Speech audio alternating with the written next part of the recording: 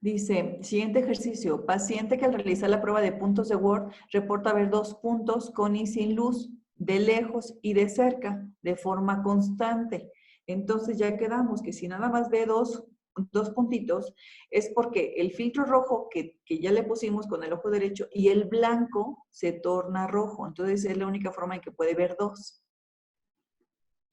Entonces solamente está viendo el ojo derecho, el ojo izquierdo no. Entonces la respuesta sería que hay una supresión, como es de lejos y de cerca, es central y periférica, como nada más se hizo con y sin luz, superficial y profunda,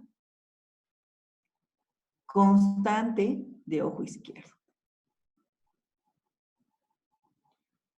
Y siguiente, paciente que realiza la prueba de puntos de Word reporta que de cerca ve 4 puntos con y sin luz y de lejos ve 3 puntos con luz y 4 puntos sin luz. Entonces, hay una supresión. Ajá. Aquí de cerca ve los 4 puntos con y sin luz. Entonces, no reportamos esto. De lejos ve 3 puntos con luz y 4 sin luz. O sea, esto es la normalidad. Entonces, nada más voy a reportar esto, donde tiene el problema. De lejos, entonces, es central. Y como nada más fue con luz, es superficial de ojo derecho. ¿Por qué de ojo derecho? Porque él dice que está viendo 3 puntos. Y la única opción de que vea 3 puntos es con el ojo izquierdo, porque tenemos 2 puntitos verdes por construcción de los puntos y el blanco que también se torna verde. Ok. Paciente con exotropia de 25 dioptrías, al realizar la prueba de filtro rojo reporta ver una luz rosa, lejos y cerca, con y sin luz. En este caso, esto es lo que estamos esperando, es la normalidad, una luz rosita, una naranja, como la quieran llamar. Entonces, en este momento ponemos fusión plana. Fusión plana o segundo grado de visión binocular, que eso fue lo que vieron, me parece que en el curso pasado, en donde hablamos de los grados de la visión binocular, y en el segundo grado de la fusión plana. Fusión plana o segundo grado de visión binocular. Último ejercicio, paciente con exotropia de 35 dioptrías. Al realizar la prueba de filtro rojo con prisma, reporta ver de lejos y de cerca con una luz roja con luz y una luz blanca sin luz. Ok. Aquí hay una supresión, como de repente veo una luz roja y de repente una blanca, entonces es una supresión alternante. Y como la prueba es de lejos y cerca, o el problema fue de lejos y cerca, ponemos que es central y periférica. Supresión alternante central y periférica. Ok. ¿Qué nos puede, en cuanto al estrabismo que ya vimos que tiene el paciente, qué pueden ser los factores que van condicionando todo ese tipo de supresiones? Bueno, los factores que nos van a condicionar son la magnitud, la frecuencia, la lateralidad y la comitancia de la desviación.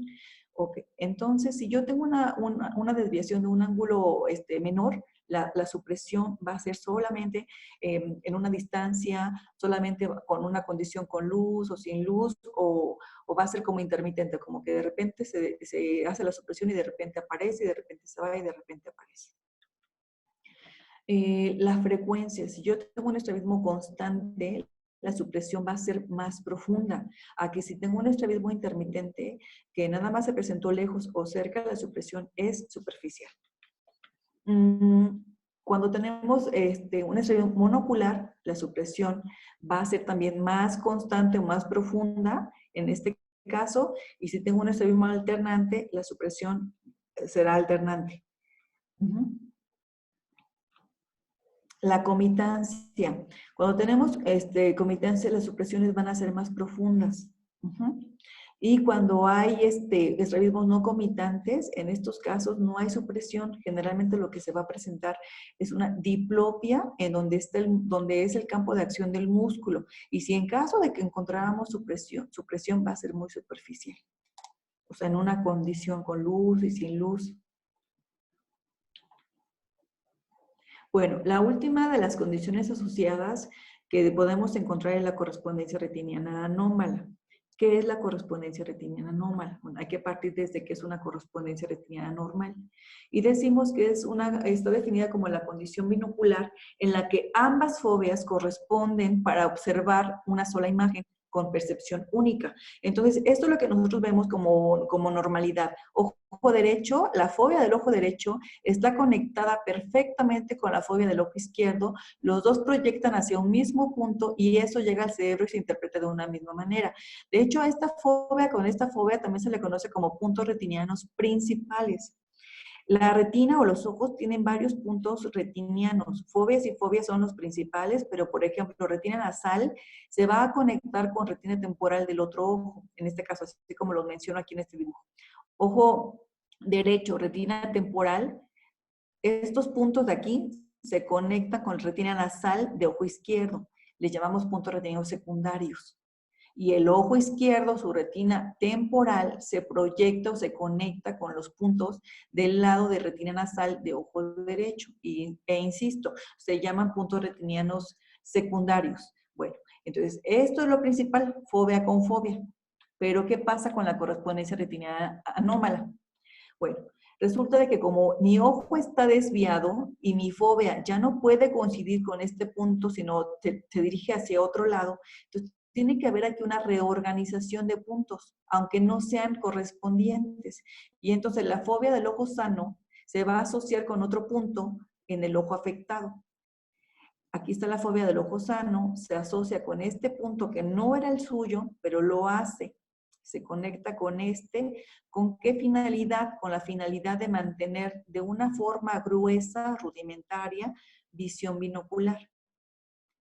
Bueno, entonces, esta correspondencia retiniana anómala se hace o se crea como un método de defensa para evitar la diplopia. Lo primero que el paciente estaría viendo al ocupar esta fobia sería como una diplopia, confusión visual y luego diplopia. Y entonces, como no puede, la diplopia es de los fenómenos más o menos soportables, se empieza a generar este fenómeno de una readaptación de puntos retinianos no correspondientes. Y para poder determinar qué tipo de correspondencia retiniana tiene, yo tengo que medir, como yo les decía desde hace rato, el ángulo objetivo que obtuve por Cover Test o por Hirschberg y compararlo o restarlo al ángulo subjetivo que fue el que obtuvimos con la prueba de filtro rojo. Y entonces la diferencia que hay entre estos dos ángulos nosotros le llamamos que es el ángulo de la anomalía. Bueno, entonces, esta es la fobia del paciente porque su ojo está desviado hacia adentro y entonces él ya no ocupa este punto. Él empieza a ocupar o hace conexión con otro punto aquí. Y esta diferencia entre la línea que tendría que ser formada por su fobia y el nuevo eje visual, esa diferencia le llamamos ángulo de la anomalía. Esta línea que está aquí es la que él ve, es la que percibe, que representaría el ángulo subjetivo. Bueno, ¿cómo está en la correspondencia retiniana normal? Si yo tengo esta paciente, aquí está su fobia. Este paciente, yo por fuera le veo que tiene una endotropia de 25. Y cuando yo le hago la prueba de filtro rojo y él dice que las ve las luces del mismo lado y yo empiezo a colocar prisma base temporal hasta neutralizarlo y el paciente las junta las luces con 25, entonces yo tengo un ángulo objetivo de 25 y un ángulo subjetivo de 25. La diferencia de estos dos me dice que es 0. Mi ángulo de anomalía es 0. Cuando yo tengo una diferencia aquí de 0, estoy frente a una correspondencia retiniana normal. Eso es lo más sano que esperaríamos que siempre se presente, que el estrabismo que yo veo por fuera sea el mismo que el paciente esté viviendo por dentro. Son los mejores casos de mejor pronóstico. Ahora, cuando estamos en un estrabismo y en este caso empieza a haber el paciente no ocupa su punto retiniano, empieza a presentar diplopia y demás, entonces él busca un método de defensa para no ver esa diplopia y entonces empieza a modificarse esos puntos retinianos. Y entonces decíamos que el paciente tiene una endotropia de 25. y el ángulo subjetivo, que era de 25, empieza como a hacerse menor, porque empieza a hacer una nueva reconexión de puntos retinianos, y él subjetivamente nos dice que es menor. La diferencia entre estos dos nos da una endotropia de 13. Y decimos que en estos momentos el paciente tiene una correspondencia retiniana anómala de tipo inarmónico. Pero al ser inarmónico, le presenta o le genera confusión, diplopia y muchas cosas. Entonces, cuando tenemos estos casos, es muy importante que empecemos a dar tratamiento de oclusiones alternas. ¿Para qué? Porque de aquí, como esto le genera alteración, él va a querer brincar de este 12 a un 0. Cuando él llegue aquí a un 0, significa que nosotros podemos ver el estrabismo por fuera, pero todas las pruebas que nosotros hagamos, puntos de Bohr, nos va a decir que el paciente ve 4 puntos. Aunque yo vea una endotropia de 25, él adentro me dice, no, yo veo 4 puntos. Le hago la prueba de filtro rojo y le pongo el filtro rojo y nada, y le pregunto, ¿cuántos poquitos ve? 1 y es naranja o es rosa. Entonces significa que él por dentro está tan bien acoplado que por dentro él vive como si tuviera un aorto por fuera. Entonces, cuando tenemos esto, es el principal momento de actuar para evitar a que esto se vaya a una armónica y que él, este ángulo subjetivo, lo tenga en 0. Entonces, de esta inarmónica brinca a una correspondencia retiniana anómala de tipo armónico, donde ya no siente ningún problema. Este paciente, entonces, objetivamente tendrá una endotropia de 25, pero subjetivamente él dice que es orto. Y entonces el ángulo de la anomalía es igual a 25. Esto nos dice que hay una correspondencia retiniana anómala de tipo armónico. Pero si nosotros no determinamos muy bien esto de la CRA o que el paciente, porque ya nos llegó con nosotros y tiene 18, tiene 20 años, tiene 30 años con el estrabismo, o sea, ya llegó sumamente tarde, entonces estos pacientes lo que va a pasar es que a lo mejor a ellos lo que no les gusta es la estética. Llegan con el ojo desviado y lo que menos quieren es verse así. Entonces ellos buscan otra ayuda, que sería entonces una cirugía. Y si esto ya estaba establecido con una correspondencia retiniana anómala, donde él por dentro era como orto, y ya estaba bien establecido esa coordinación de puntos no correspondientes, podemos generar una alteración que se llama correspondencia retinianas anómalas de tipo paradójico. Son muy frecuentes en pacientes postoperados ya tarde.